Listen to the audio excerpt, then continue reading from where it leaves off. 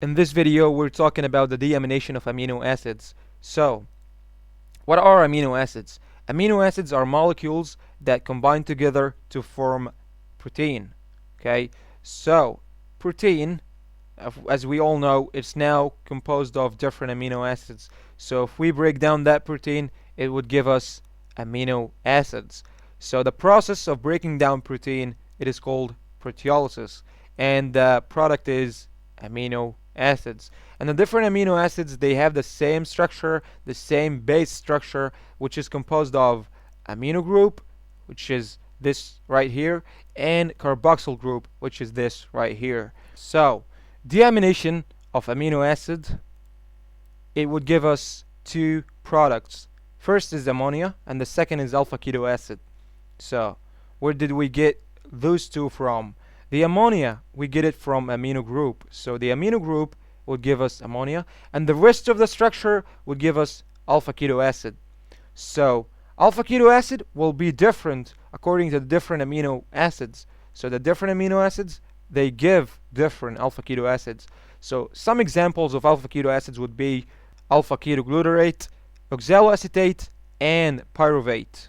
So alpha keto acids, it can be used in producing energy, glucose, or other amino acids. So for example, pyruvate, we can use it in the tricarboxylic acid cycle to produce energy, or we can use it in gluconeogenesis and produce glucose, or we can produce another amino acid by adding ammonia to it.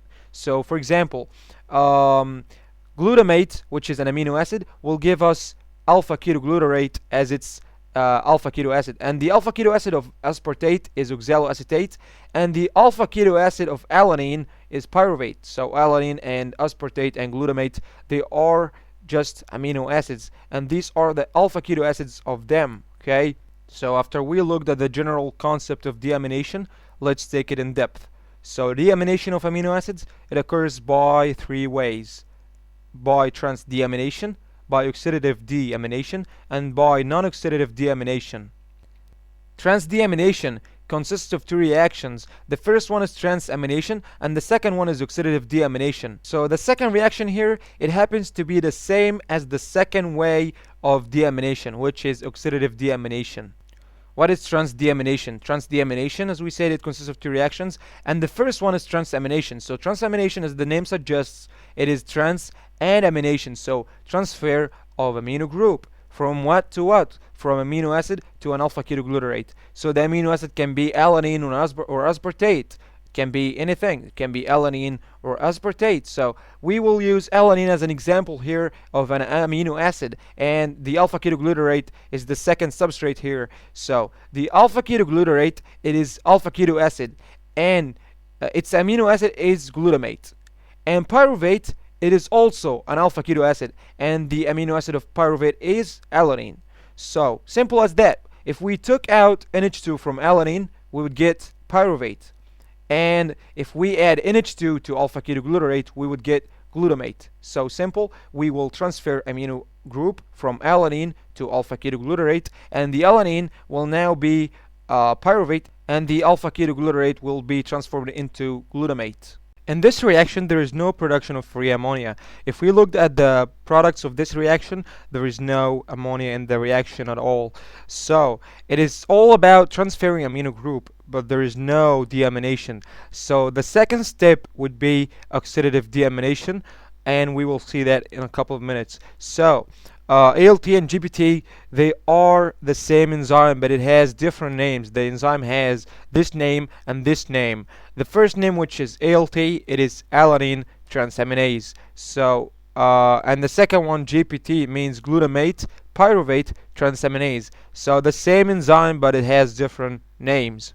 This reaction is reversible, which means we can transform alanine into pyruvate, and we can do the opposite. We can just transform pyruvate into alanine. If we are in the fit state, that means that we have lots of proteins on our diet, and now we have lots of amino acids, and alanine would be available in our body in great amount. So we would like to use alanine and break it down and transform it into pyruvate, so we can use that pyruvate to produce energy or glucose.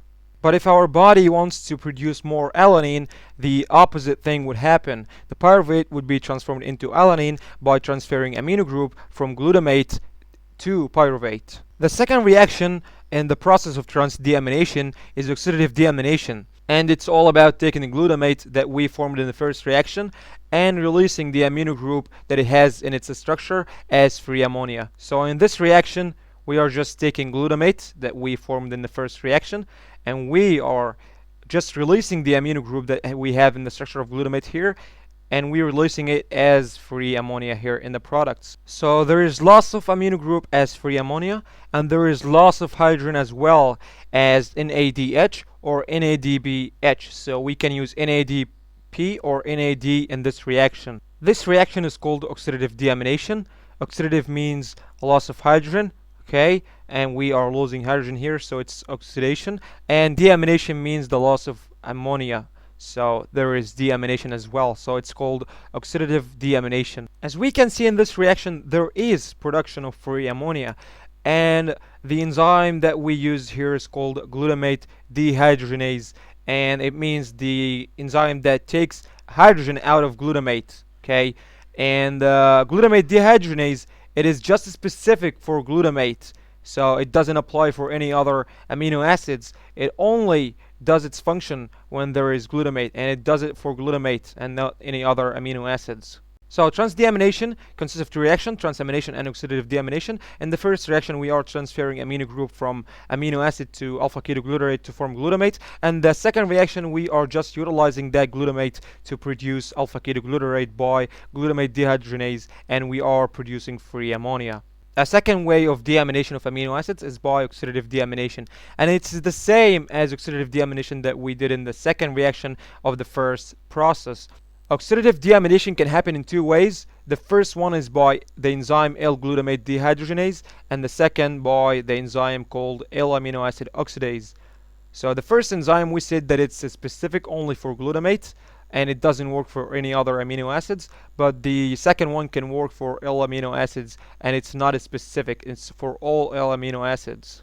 Oxidative deamination with L-amino acid oxidase. Example for L-amino acid would be L-alanine, and we said that the alpha-keto acid of alanine is pyruvate. So if we applied oxidative deamination to L-alanine, we would get pyruvate and free ammonia. So we would release the amino group of L-alanine as free ammonia.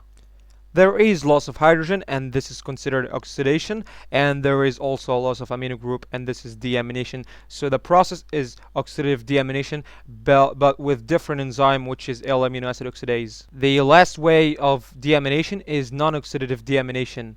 So as the name suggests, there is no oxidation, but there is deamination, so it is direct.